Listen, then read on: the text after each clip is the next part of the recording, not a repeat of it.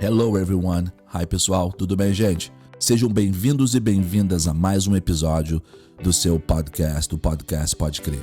Esse é um espaço onde a gente conversa sobre o que sente e o que pensa. Para quem nos acompanha há algum tempo, os nossos temas são sempre variados e reflexivos. Hoje o tema é profundamente humano. Vamos falar sobre o sentimento de inferioridade. Aquele peso invisível que faz a gente achar que nunca é bom o bastante, que o outro sempre está um passo à frente e que talvez, só talvez, a gente nem mereça estar onde está. Vamos refletir juntos aqui no seu podcast Pode Crer.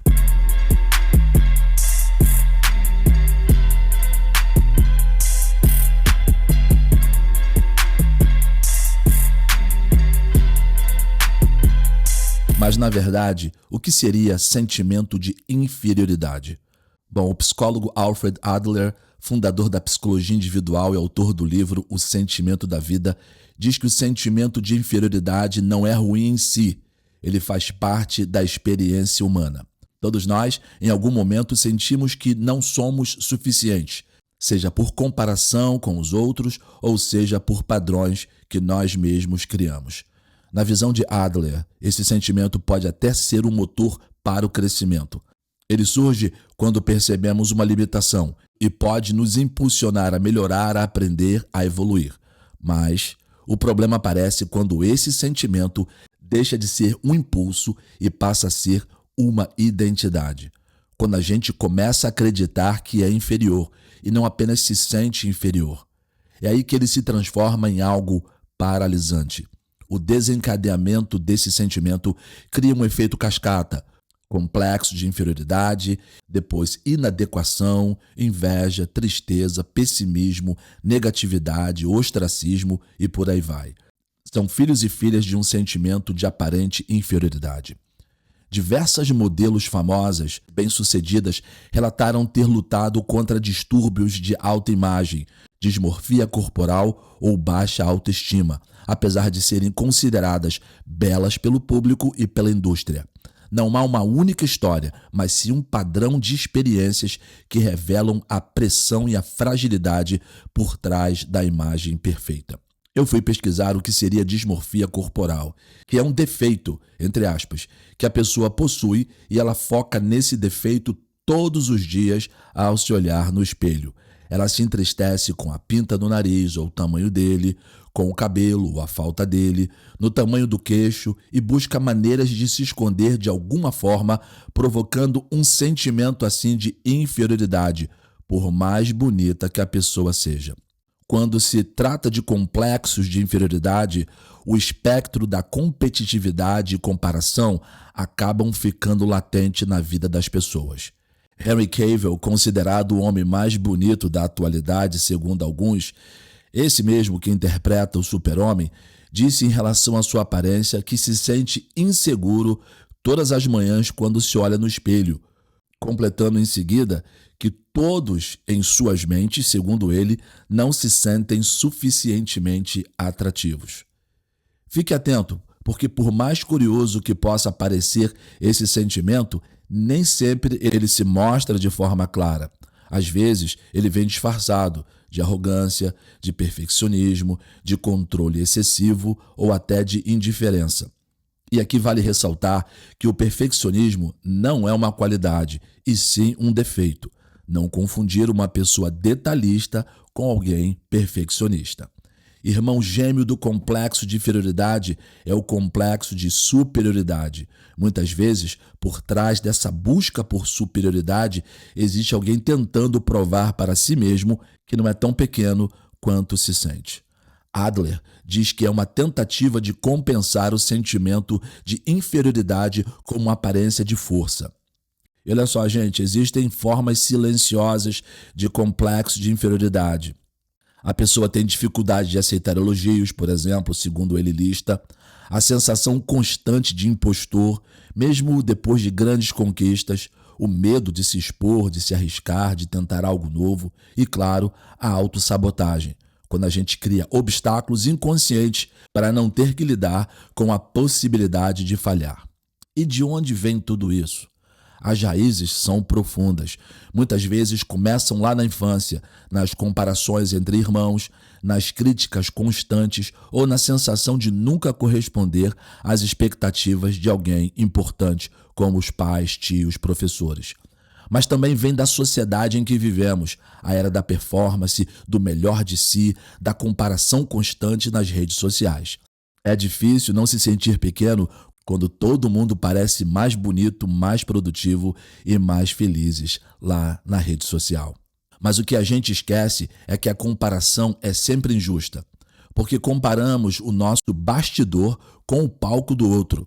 Quando eu converso, por exemplo, com adolescentes que são, na verdade, mais suscetíveis a esses conceitos, eu digo que por trás daquela foto da menina exuberante e famosa do Instagram ou na rede social, existe uma maquiadora profissional, um personal stylist, fotógrafo, nutricionista, personal trainer e por aí vai. Se compararmos com a foto tirada com o telefone celular e um filtro de $1,99, não é justo, nada justo.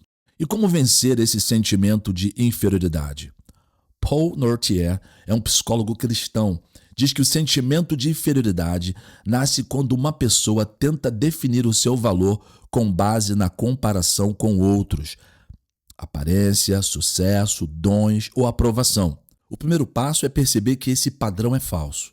O valor humano não vem de desempenho, mas do fato de sermos pessoas criadas e amadas por Deus. A verdadeira libertação vem quando deixamos de medir nosso valor segundo os olhos dos homens, diz Paul Nortier no seu livro Culpa e Graça. A primeira coisa é reconhecer. Admitir que ele existe já é um passo enorme. E lembrar, sentir-se inferior não significa ser inferior. É uma emoção, não uma verdade sobre quem você é. Segundo Alfred Adler, algumas estratégias podem ajudar. Auto-reconhecimento. Observe seus pensamentos e padrões. Quando você se sentir menor, pergunte-se: de onde vem essa sensação? Ela é real ou é uma história que eu conto para mim? Segundo, autocompaixão. Fale consigo mesmo como falaria com um amigo.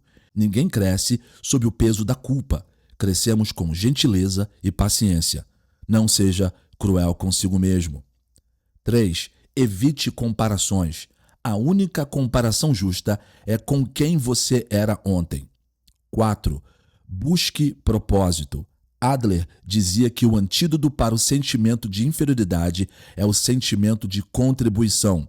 Perceber que você tem um valor, algo único a oferecer ao mundo.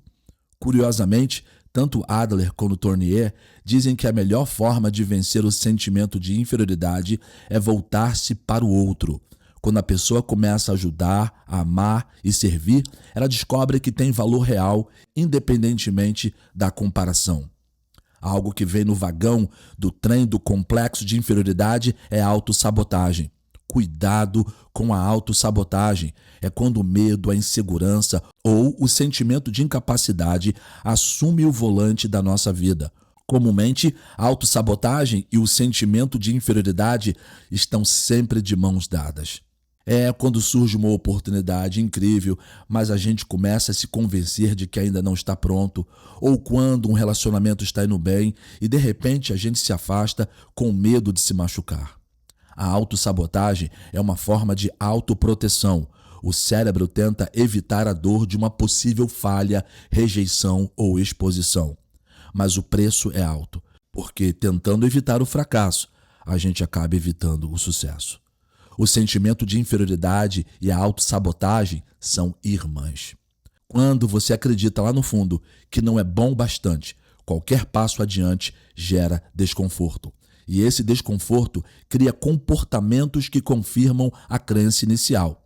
Eu não sou capaz, logo não tento. Como não tento, não consigo. E como não consigo, confirmo que não sou capaz. Um círculo vicioso.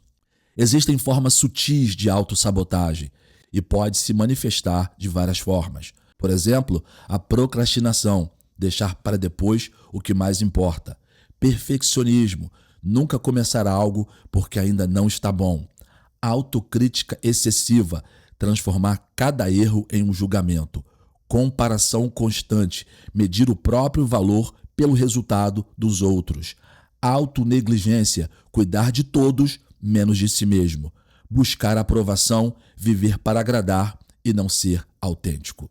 Tudo isso nasce do mesmo medo, o medo de não ser suficiente. E como quebrar o ciclo da autossabotagem? Na verdade, é um processo. Ele começa com autoconsciência. Substitua "eu não consigo" por "ainda estou aprendendo". As palavras que você usa moldam a sua realidade emocional. Aceite o desconforto do crescimento. Mudar dá medo, mas sentir medo não significa estar errado. Significa que você está evoluindo. E celebre os pequenos progressos. Valorize cada passo, mesmo os menores. Isso reforça a crença de que você é capaz. Escolha a pessoa adequada para contar suas vitórias. Eu me lembro que eu compus uma música, minha primeira música, e foi um jazz extremamente poético com uma letra cheia de significado. Eu era adolescente e eu queria mostrar em palavras e colocar numa música o que estava sentindo naquele momento. E eu mostrei aquela música para o meu melhor amigo. Ele era um cara super pragmático, preto no branco e nada poético. Terminei de cantar para ele a música, ele olhou nos meus olhos e disse assim: "Música horrível, sem sentido e podre". Essas foram as palavras dele. Era a minha primeira música e aquilo poderia me bloquear para sempre. Eu creio que ele não falou por mal. Ele só não tinha o olhar certo para aquilo. Bom, enfim, hoje eu tenho várias músicas e algumas delas até publiquei no iTunes e no Spotify. Eu aprendi uma coisa: nem todo mundo merece ser o primeiro a ouvir uma música que eu compus ou um sonho. Mostre suas canções e conquistas para quem vai te jogar para cima, não para baixo. E um elogio pode mudar tudo ou uma crítica pode te derrotar. E sabe o que eu acho bonito? As mulheres dão uma aula nesse quesito. Note o comentário das amigas: "Linda! Arrasou! Amei seu look! Que maravilhosa!" Isso é incrível, porque faz bem, é um gesto simples de incentivo, mas que ajuda quem postou a se sentir vista e validada. A loja da Macy's faz isso, já percebeu?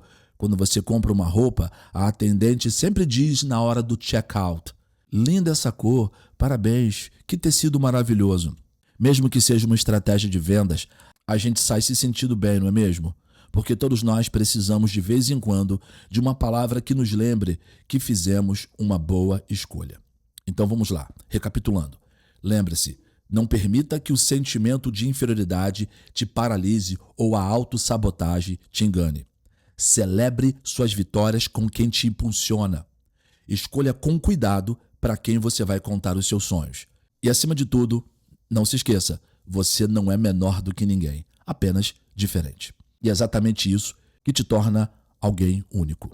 Deus nos diz: "Eu é que sei que pensamentos tenho ao vosso respeito", e diz mais ainda: "Vocês são menina dos meus olhos".